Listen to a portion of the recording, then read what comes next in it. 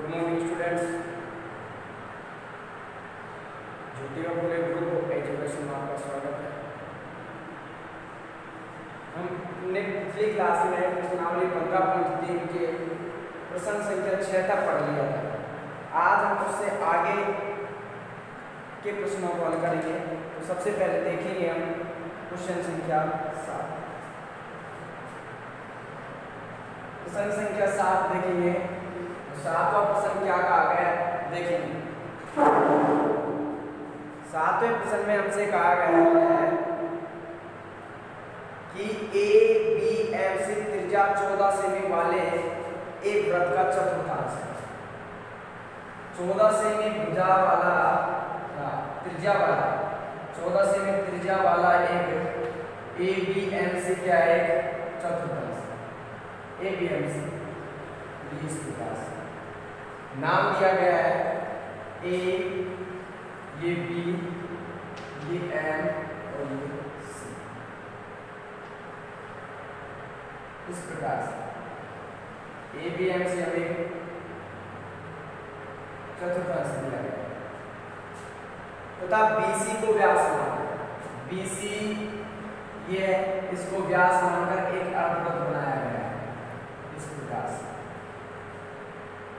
और यहाँ पर n अंकित किया है, इसको यहाँ लिख देते हैं। और जो चतुर्थांश के बीच का जो भाग है इसको छायांकित किया गया है, ये वाला भाग।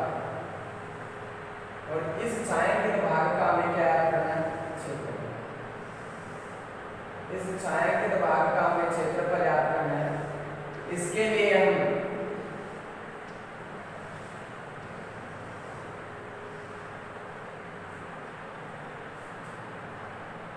ये भी 14 सेमी दिया गया है और ये भी त्रिज्या इसकी।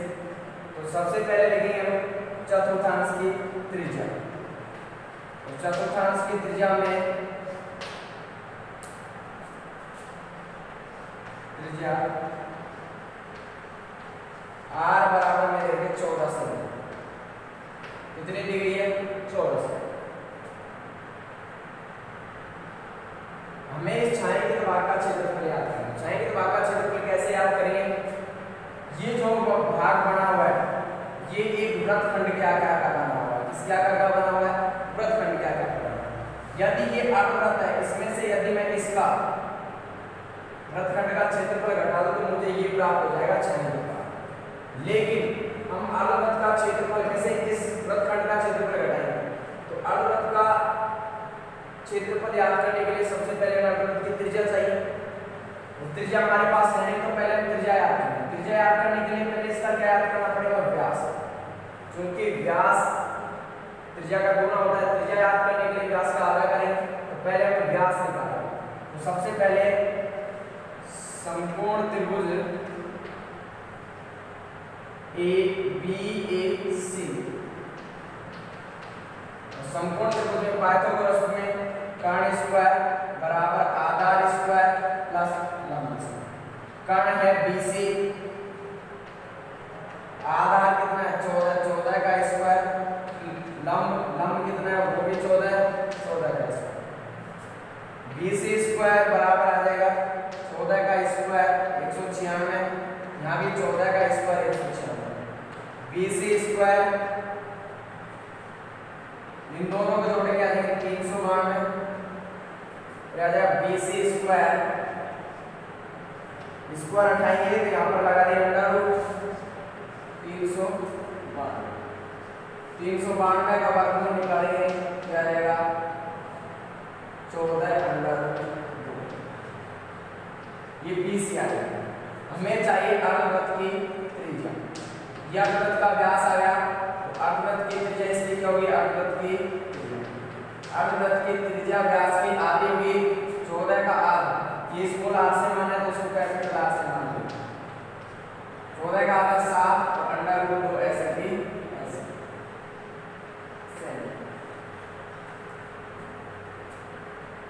आगे देखिए। अब हमें पहले इस वृत्तखंड का क्षेत्रफल निकालना है, तब अर्धवृत्त में से घटाएंगे। तो वृत्तखंड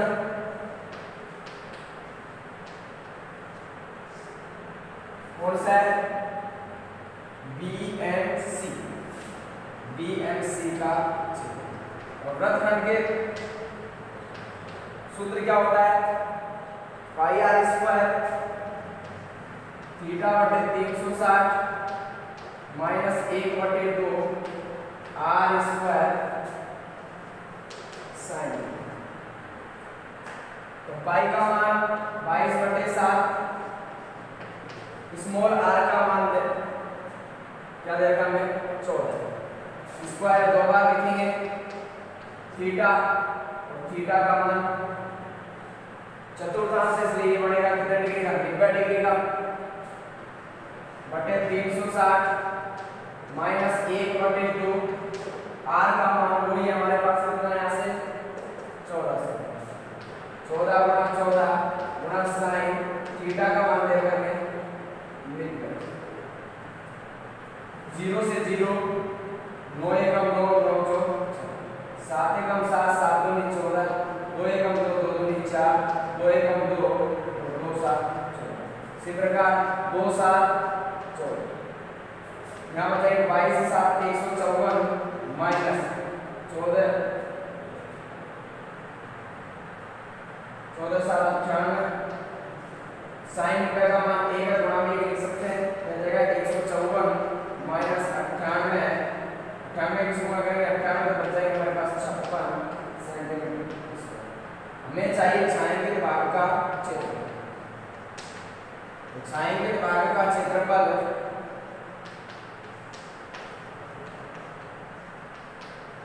बराबर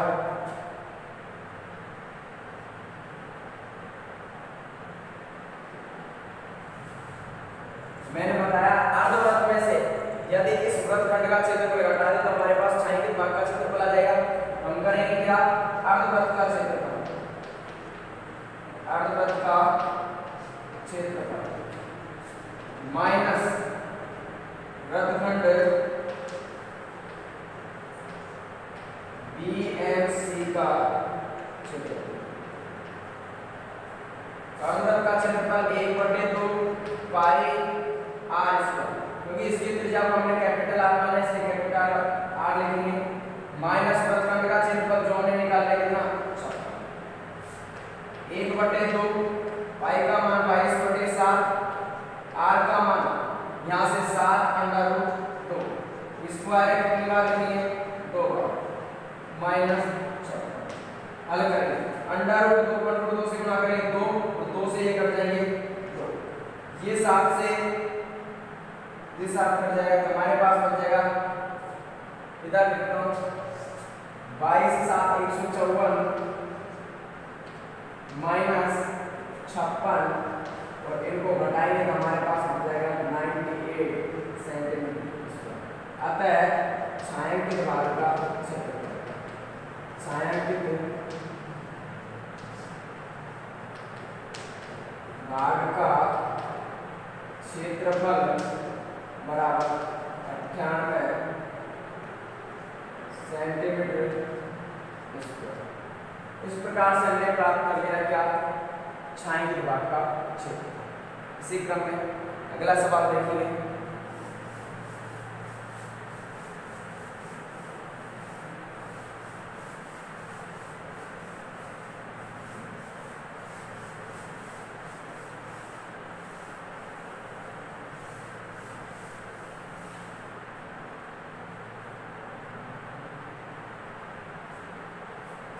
आठवां सवाल देखिए। आठवां सवाल हमें दिया गया है,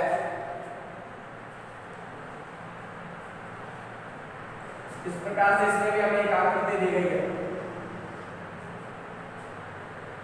आकृति में हमें देखा है AB एक व्यास है, AB एक क्या है? व्यास। AB व्यास दिया गया है और AC और BC, इस प्रकार ये AC और ये देखा है BC, ये हो गया कि AC का मान दे रखा है कितना? 6 से,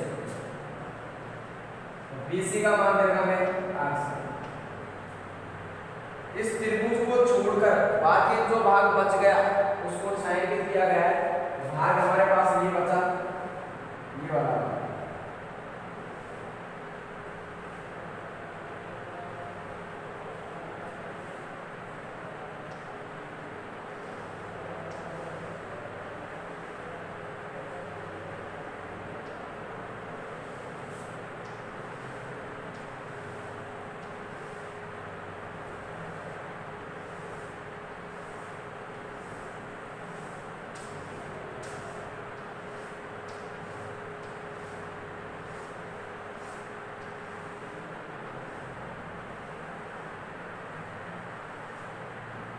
इस छायांकित भाग का हमें याद करना है क्षेत्रफल।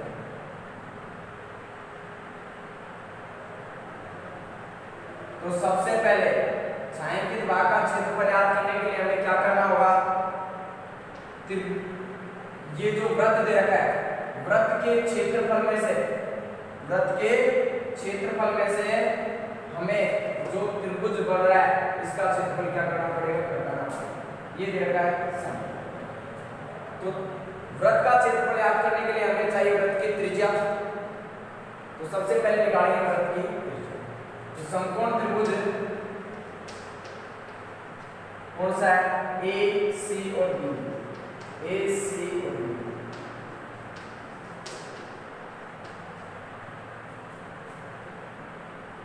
वही पाए तो उसमें कर्ण स्क्वायर बराबर आधार स्क्वायर प्लस लंब स्क्वायर।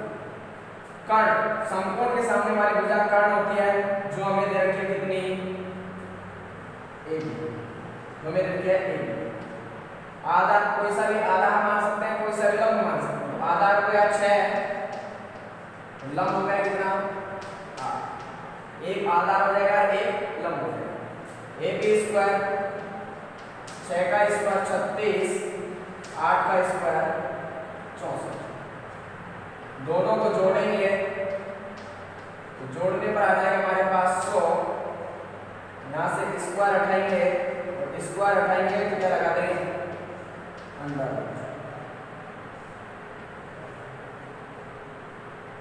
AB बराबर 100 का वर्गमूल 10। इस प्रकार से हमें AB का मान प्राप्त हो। AB वृत्त का क्या हो गया? व्यास। वृत्त की त्रिज्या क्या आ जाएगी? व्यास की आधी, और आधा करेंगे तो आ जाएगा r बराबर 10 का आधा होता है 5। हमें ज्ञात क्या करना है?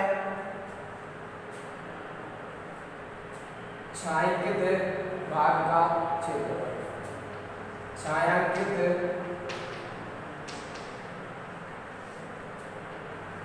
भाग का क्षेत्रफल। और छायांकित भाग का क्षेत्रफल मैंने क्या बताया, कैसे याद कर सकते हैं? वृत्त के क्षेत्रफल में से इस त्रिभुज का क्षेत्रफल घटा दें तो आएगा वृत्त का क्षेत्रफल माइनस समकोण त्रिभुज ACB का क्षेत्रफल। वृत्त का क्षेत्रफल होता है पाई r स्क्वायर। आगे हमें दे रखा है समकोण त्रिभुज का क्षेत्रफल। समकोण त्रिभुज के क्षेत्रफल का सूत्र 1/2 आधार इंटू ऊंचाई। मान रखेंगे पाई का मान 22/7, r का मान हमारे पास आ गया 5, 5 का स्क्वायर 2 बार लिखेंगे माइनस 1/2 आधा। कोई सा भी आधार कोई सा लंब मान सकते हैं। जैसे आधार मान लिया 6, लंब बच गया कितना? 8। यदि लंब 8 मानते हैं तो आधार कितना बचता है? 6। कोई सा मान सकते हैं। 2 से काट लेंगे 4, इनको गुणा करें 22 पंजो 110, 110 गुणा 5 में 550/7 माइनस 6 चौका 24 बटे में क्या मान लेंगे? लघुत्तम लेंगे। लघुत्तम लेने पर हमारे पास आएगा क्या? 7।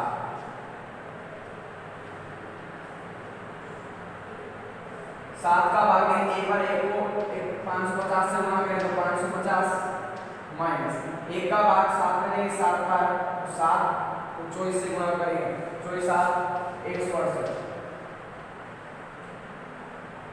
घटाएंगे तो बच जाएगा हमारे पास क्या?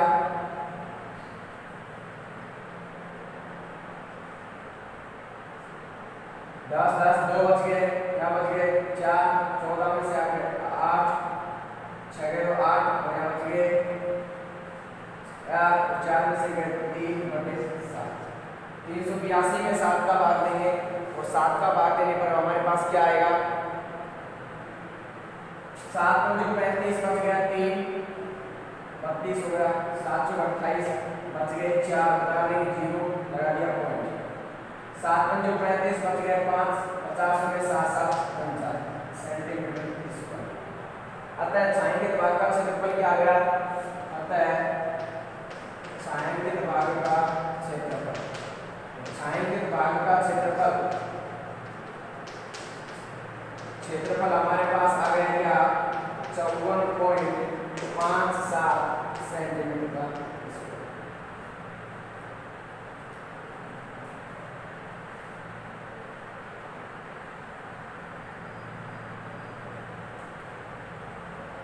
उसी प्रकार अगला प्रश्न देखेंगे नवा,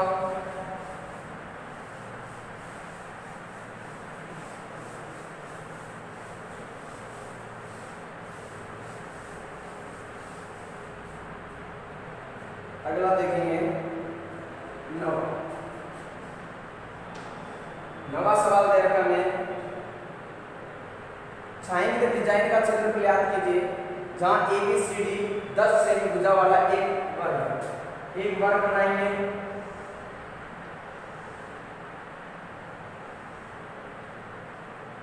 ए यहां दे रखा है A B C और ये हमें दे रखा है 10 सेमी भुजा वाला एक वर्ग है, ये सभी भुजाएं इसके कितने 10, ये भी 10, ये भी 10, ये भी कितने 10। आगे हमें दे रखा है कि सभी भुजाओं को व्यास मानकर या प्रत्येक भुजा को व्यास मानकर अर्धवृत्त खींचे गए। एक अर्धवृत्त इस प्रकार से खींचा गया है,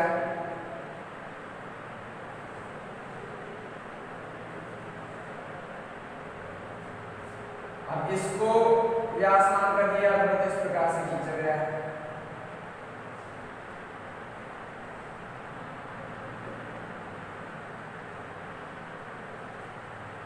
फिर इस भुजा को व्यास मानेंगे और इस भुजा को व्यास मानेंगे तो इस प्रकार से आएगा,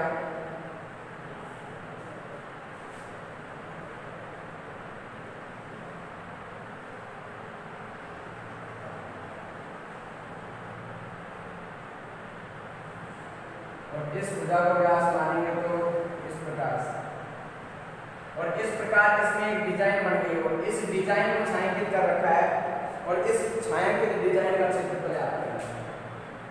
ये जो भाग है ये छायांकित किया हुआ है,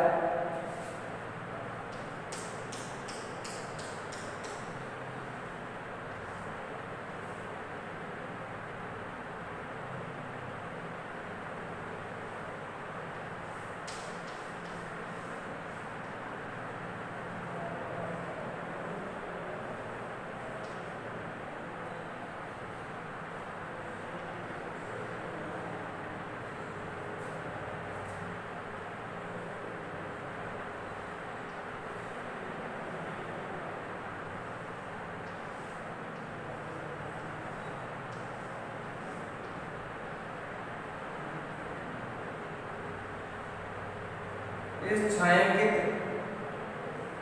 डिजाइन का हमें क्षेत्रफल याद करना है।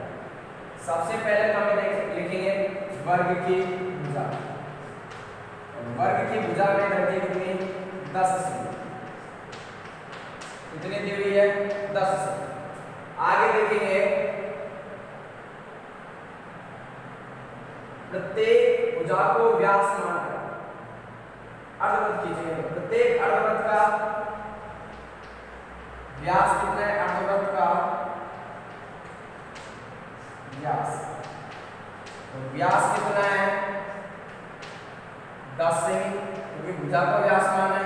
तो त्रिज्या कितनी हो जाएगी अर्धवृत्त की, त्रिज्या r बराबर व्यास की आधी 10 का आधा 5। अब हम इस डिजाइन का क्षेत्रफल कैसे याद कर सकते हैं? इसके लिए देखें, यदि ये चार भाग 1 2 3 और 4 इन चारों भागों का क्षेत्रफल इस वर्ग में से घटा दें तो हमारे पास ये बचेगा। इसके लिए हम क्या करेंगे, पहले हम इन चारों भागों का क्षेत्रफल निकालेंगे। ये फर्स्ट भाग, ये सेकंड, ये मान लिया थर्ड, ये मान लिया फोर्थ। इन चारों भागों का पहले क्षेत्रफल निकालेंगे और उसको वर्ग में से घटाएंगे। तो सबसे पहले भाग फर्स्ट प्लस सेकंड का क्षेत्रफल। देखिए ये कैसे आएगा, यदि इस वर्ग में से इस अर्धवृत्त का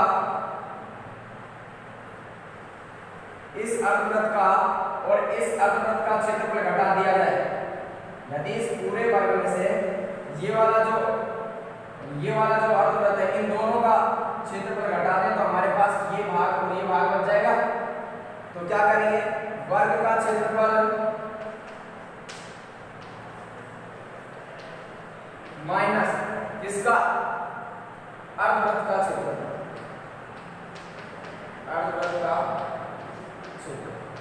लेकिन अर्धवृत्त कितने हैं, एक ऊपर एक इधर एक इधर, दो गुना अर्धवृत्त का क्षेत्रफल। वर्ग का क्षेत्रफल का भुजा का स्क्वायर, भुजा कितनी दे रखी है हमें 10, करेगा 10 का स्क्वायर माइनस 2 गुना अर्धवृत्त का क्षेत्रफल 1/2 पाई r स्क्वायर, 2 से 2 कट गया, 10 का स्क्वायर 100 माइनस पाई का मान हमें क्वेश्चन में दिया गया है इसलिए 3.14, r का मान हमारे पास क्या आ गया 5, स्क्वायर इसलिए कितने बार 2, क्या जाएगा 100 माइनस गुणा करने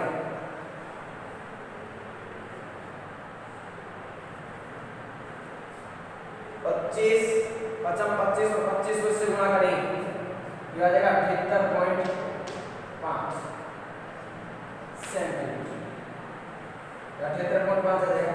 घटाएंगे तो हमारे पास आ जाएगा कितना 21.5 सेंटीमीटर। जैसे हमने भाग फर्स्ट एंड सेकंड का निकाला उसी प्रकार इसी प्रकार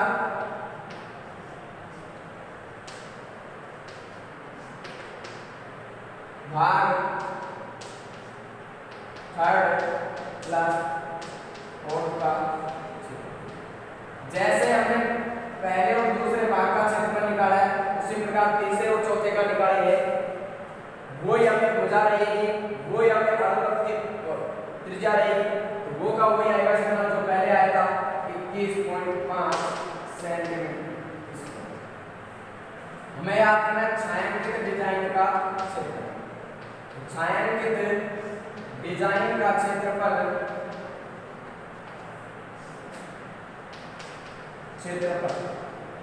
मैंने कैसे निकालना होता है कि अर्धवृत्त में से इन चारों भागों का, अर्धवृत्त में से वर्ग में से, सॉरी इसमें से क्या करना, वर्ग में से इन चारों भागों, पहले दूसरे तीसरे और चौथे चारों भागों का क्षेत्रफल क्या करना है, वर्ग का क्षेत्रफल minus first plus second plus third plus fourth भागों का क्षेत्रफल।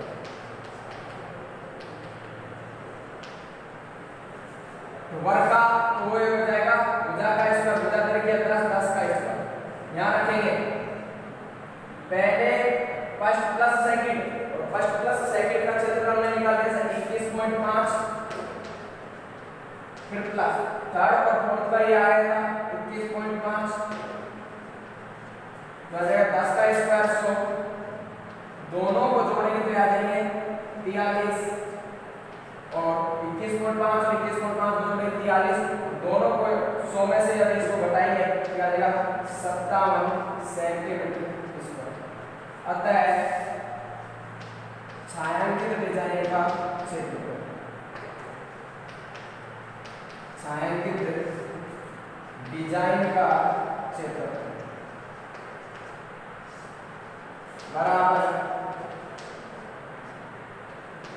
57 सेंटीमीटर। इस प्रकार से हमने छायांकित डिजाइन का क्षेत्रफल ज्ञात किया है। इसी प्रकार अगला सवाल देखेंगे।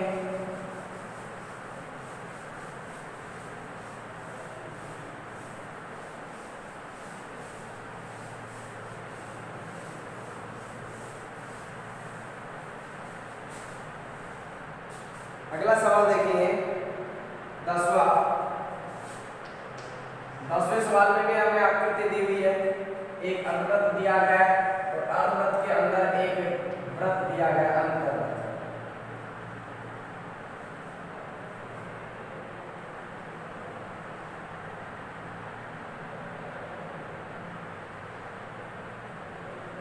इस प्रकार से हमें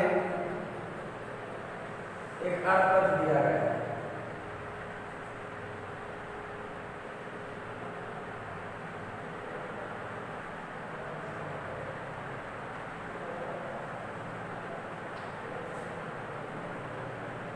और इसके अंदर एक वृत्त और बनाया गया है इस प्रकार से।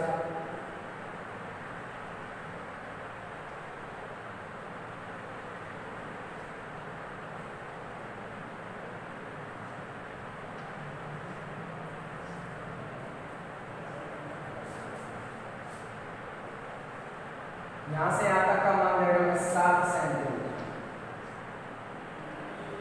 तो अर्धवृत्त की त्रिज्या, अर्धवृत्त की त्रिज्या और अर्धवृत्त की त्रिज्या में देखिए कितनी, r बराबर 7 सेंटीमीटर। ये 7 सेंटीमीटर, जितनी ये है उतना ही ये होगा। ये भी अर्धवृत्त की त्रिज्या है, लेकिन ये अर्धवृत्त की त्रिज्या है और अंतःवृत्त का क्या है, व्यास। अंतःवृत्त का व्यास कितना होगा, अंतःवृत्त का व्यास अर्धवृत्त की त्रिज्या के बराबर, जो दे कितनी रखी है, 7 सेंटीमीटर। तो अंतःवृत्त की त्रिज्या क्या हो जाएगी, व्यास की आधी, अंतःवृत्त की त्रिज्या व्यास की आधी, व्यास का आधा करेंगे तो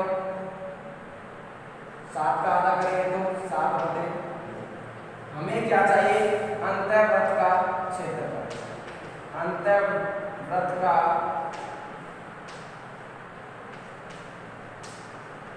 अंतःवृत्त के क्षेत्रफल का सूत्र पाई, r की जगह कैपिटल R मान लेते हैं क्योंकि स्मॉल r यहां माना है, कैपिटल R का स्क्वायर। पाई का मान 22/7, r का मान हमारे पास 7/2 स्क्वायर है, 2 बार लिख सकते हैं। काटेंगे तो 7 से 7, 2 एकम 2, 11 गुना पाई। यहाँ करें 11 7 77 और 77/2 करेंगे तो मिलेगा 38.5 सेंटीमीटर। अतः अंतःवृत्त का व्यास, अंतःवृत्त का व्यास, अंतःवृत्त का व्यास हमारे पास आ जाएगा, आ गया कितना, 28.5 सेंटीमीटर का। इसी प्रकार अगला सवाल देखेंगे 11वां।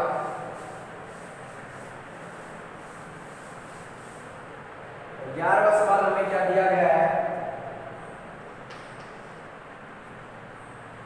R1 त्रिज्या वाले वृत्तों की परिधियों का योग, R1 और R2 त्रिज्या की परिधि। तो R1 त्रिज्या की वृत्त की परिधि 2 पाई R1 हो गया, इसकी क्या हो जाएगी 2 पाई R2 हो जाएगा। इन दोनों की परिधियों का योग का मतलब जोड़ रहे हैं। R त्रिज्या वाले वृत्त की परिधि, तो R त्रिज्या हो गई, परिधि का सूत्र 2 पाई R। 2 पाई को माना जाएगा, यहाँ बचेगा R1 प्लस R2 और बराबर 2 पाई R। 2 पाई से 2 पाई कट जाएगा, यहाँ बचेगा R1 plus R2 equal to R। और इस प्रकार से हमें प्राप्त होगा क्या, R1 प्लस R2 बराबर। हमें दिखा R1 त्रिज्या वाले वृत्त की परिधि, R1 त्रिज्या वाले वृत्त की परिधि 2 पाई R, R2 त्रिज्या वाले वृत्त की परिधि 2 पाई योग करेंगे तो जोड़ेंगे किसके बराबर है, r त्रिज्या वाले वृत्त की परिधि योग।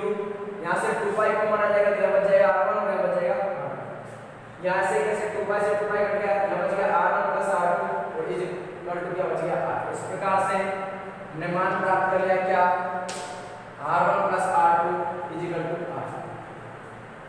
अगला प्रश्न 12वां है, जो इस प्रश्नावली 15.3 का जो पहला सवाल था वही 12वां है, इसलिए ये भी उसी प्रकार है, वो का वही है, कराने की आवश्यकता नहीं। इस प्रकार हमारे प्रश्नावली 15.3 खत्म हो गई। आगे की चर्चा करेंगे कल। जय हिंद, जय भारत।